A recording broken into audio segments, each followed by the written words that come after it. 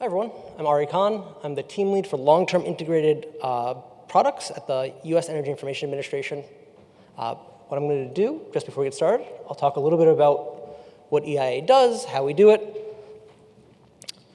So EIA is the statistical and analytical arm of the Department of Energy. What we do is we collect information about the past using surveys and other tools, and then the other half of our office tries to figure out what's happening in the future using complex analytic models.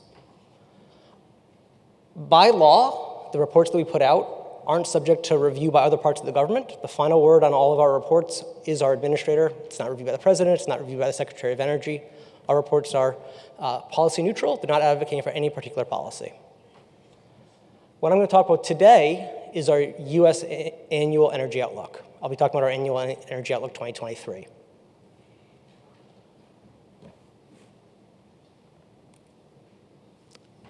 Normally at this time of the year, I would be talking about the Annual Energy Outlook 2024. Normally comes out in March. What's important is we aren't releasing a report this year. The reason for that is actually a lot of what people have been touching on so far today. The energy system is changing really rapidly. On the right-hand side of the screen, you can see an image, sort of an abstract representation of our modeling system with boxes for different parts of the energy system. One of the things that we're working on really hard this year is building out new boxes, new models, for hydrogen, for carbon capture, enhanced resolution in the electricity sector. There's a lot of change that's going on.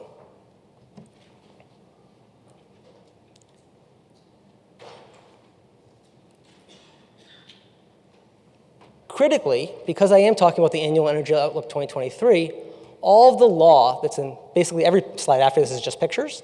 All the laws that are inside of all the charts that I'm going to show are fixed as of November of 2022. That includes the Inflation Reduction Act, but it doesn't include the latest EPA light-duty greenhouse gas rules, the CAFE rules, the new power sector rules. The thing to focus on is that the trends are the same. Those rules are really just enhanced some of the trends that we're seeing, but the overall trends are very similar. The Annual Energy Outlook runs through 2050 at an annual time scale. And so what we're going to be doing is looking at some of the later time points. And what I want you to focus on is really the trends, where things are happening directionally. And a lot of the most recent rules are going to enhance those trends. What I have on this slide is a listing of some of the cases that we run. One of the things that's important to realize is that the past itself has a lot of uncertainty. And in fact, the future has a whole lot more. So one of the ways that we deal with that uncertainty is by running different cases to try and make sure that we're capturing different ranges of things that might happen. So we're on a reference case for our analysis that includes a baseline level of GDP growth, a baseline oil price. But we also look at cases where the oil price is higher or lower. We look at cases where the oil and gas supply, which is the challenge of extracting those things from the ground, is harder, more expensive, or less expensive. We look at cases where the zero carbon technology cost, so things like photovoltaic costs, wind turbine costs, battery costs, either stay at today's level, which is we sort of think of as an upper bound, or decrease significantly from today's level. And then we look at combinations of these cases. This is not to say that we're capturing all the uncertainty in the future, but we're trying to capture a lot of it by covering these kinds of cases. One thing that's important, I'm not going to tell you what's going to happen in the future. What I'm really going to be telling you through the later slides are the kinds of things that might play out, that might influence how the future might play out. So one way to start thinking about this is really just looking at a measure of energy intensity. There are three charts on this screen. The left-hand chart covers residential energy intensity.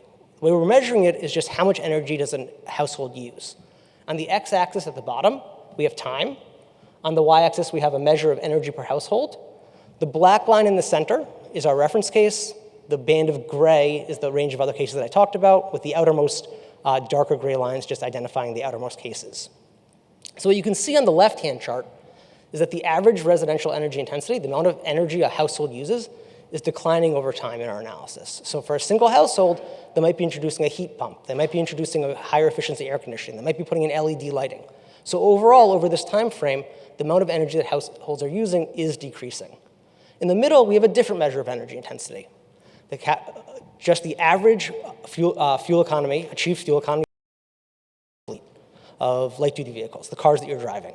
You can see that in 2010, it was around 20, and then by the end of this time frame that we're looking at, it's reaching about 35 for the reference case, with higher and lower depending on the oil prices. Again, this doesn't include the new CAFE standards, so those in turn would raise this further up on the y-axis.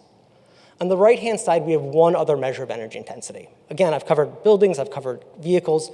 Now we're just looking at the industrial sector. So on the right-hand side, you can see a measure of the amount of energy it takes to produce a dollar's worth of steel. And because of changes in the technology that's used to produce steel, changing from blast furnaces to electric arc furnaces, other improvements inside of the industry, you can see again that the line is going downward. So the big takeaway I want to focus on this slide is just that energy intensity is decreasing in order to do things. So the rate at which you're consuming energy to do the same things over these 30 years is improving. Amusingly, someone else actually already showed this chart today. But what this chart shows is total energy consumption by 4 different sectors of the US economy. What I want you to focus on here is, again, we have an industrial sector line, a transportation sector line, a residential buildings and commercial buildings line. The key thing to take away from this slide is that there is slow growth across all of these total consumption. What I just told you is that the rate at which we're consuming energy, the energy intensity, is decreasing. But the amount of stuff that we're doing is increasing. There's more people, there's more miles being driven, there's more steel being produced. The range here covers things like what's our assumption of the economy. You can see the industrial line has a wider band. If you assume the economy is doing better, you might consume more energy in the industrial sector. If you assume the growth is slower, you might consume less energy in the industrial sector. But in total, the US consumption of energy is increasing even as those intensity improvements are happening.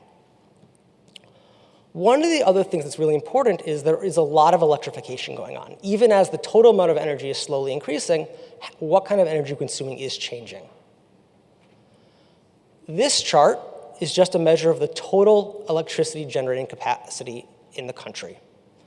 There's 2 things I want you to take away from this chart. As the electrification of energy consumption is increasing, you need more electricity generating capacity in order to meet it. The top bar here is 2022. The colors represent the different fuels that are being used. So you can see the yellow is solar, the blue is natural gas, the red is nuclear, black is coal, et cetera. The 2022 bar, the first thing you should notice is that it's half the size of all the other bars on the screen, roughly. All of the other bars going down are 2050, and those are a variety of those cases that we discussed earlier. So whether it's the reference case, or the low oil and gas case, or the low ZTC cost case, or the high something else case, all those bars are bigger just because there's such a higher demand for electricity. One of the reasons why those bars are bigger is also because of the kind of capacity that's coming online. If you look at this chart, again, across all the cases, you're seeing that nationally, the yellow part is the biggest growth. The yellow is solar. Solar tends to have a lower capacity factor. You just operate it less than some of the other power plants. And so as a result, the amount that you need is larger. So the second takeaway I want you to see from this chart is just that most of the growth is in that yellow area. It's in solar. You can see that there's some purple on the end. That's storage. There's also some growth inside of natural gas. That's the blue. And then the ratio between those bars differs between cases. But the big thing is across all the cases, the bar is bigger, and there's a lot of yellow inside of it. So our electricity model doesn't go down to the state level. It models the country at 25 regions. We're going to take a look at the PJM East region today. It includes New Jersey, but it also includes parts of Pennsylvania and other parts of the country inside of it. I'm going to take a look at just 3 cases here. On the left-hand side is our reference case. The bottom is time again. On the left-hand side, you have 2022. On the right-hand side, you have 2050. What's going on inside of this region?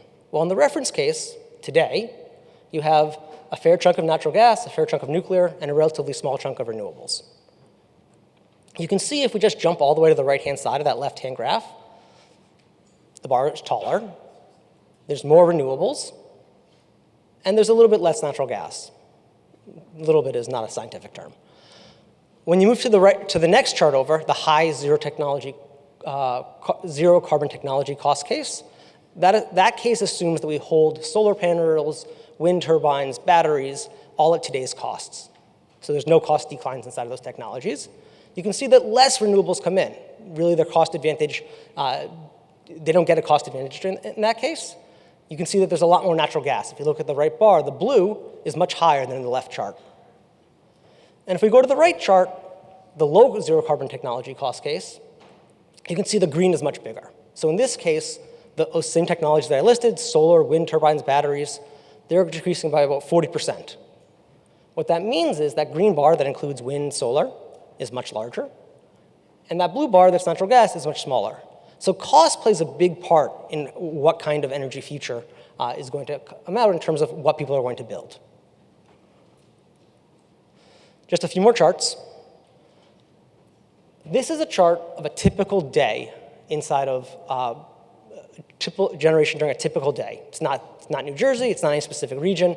Really, it's just covering a typical day in each of these cases. So on the left-hand side, the first thing that, it's hard to see on the screen, but there's a little purple bar line running across the top of those of the day. So there's 24 hours on the bottom, the purple line at the top is the load. And you can see the colors underneath that represent the fuels basically meet that load over the course of the day. In the second graph in the middle, so the left-hand graph is 2022. We're going to look at that same case in 2050 in the middle. You can see that the solar, which is the yellow again, is much larger in that second second graph. So what happens is solar's been built, it's generating during the day, and you can see that there's a purple bump out on the bottom. That purple bump out is the charging of the batteries. And then if you look back on the top, just past that, you'll see that the batteries are discharging. There's a little bit of purple on the top. You can also see in the reference case in 2050 that there's a dark line on the top. That's curtailed energy. It's energy that isn't cost efficient to put into batteries, and so it's essentially lost. You can also see that the blue, which is natural gas, gets squished during the day. The demand isn't as high. You've got a low-cost energy source that's generating, and so it's not operating during the day. There are questions about how the markets operate during the time period when the dispatchable stuff, like natural gas, is being compressed, and then also how sort of they ramp back up during that time frame. I think those are more than I have time to get into today, but there's a lot of questions, mainly because the grid is going to operate differently with all these renewables on them than it does today. You can see if I move to the right-hand side, that's our low zero carbon technology cost case in 2050. Again, that's where we have lower cost renewable energy. You see more solar on the grid. You see that black part at the top being larger. You see that more energy is curtailed. You also see greater charging of the batteries in the bottom. Again, the mix of renewables on the grid will determine how the grid operates. The slide to close on is just to point out that same duck-shaped image that I showed on the prior slide is already happening today in some markets. So this is an image from California, and the yellow line on top is in 2015. This is the lowest net load day of the year. You can see that same shape from the prior graph. And then as you march down this chart, each one of these is the lowest net load energy consumption of the year. You can see that 2023 is already reaching the bottom, near zero, in the noon to 2 o'clock time frame. So these changes that I've talked about in context of 2050 in parts of the market are already near term and arriving. With that, I'll put this on the screen, and I will take questions whenever appropriate.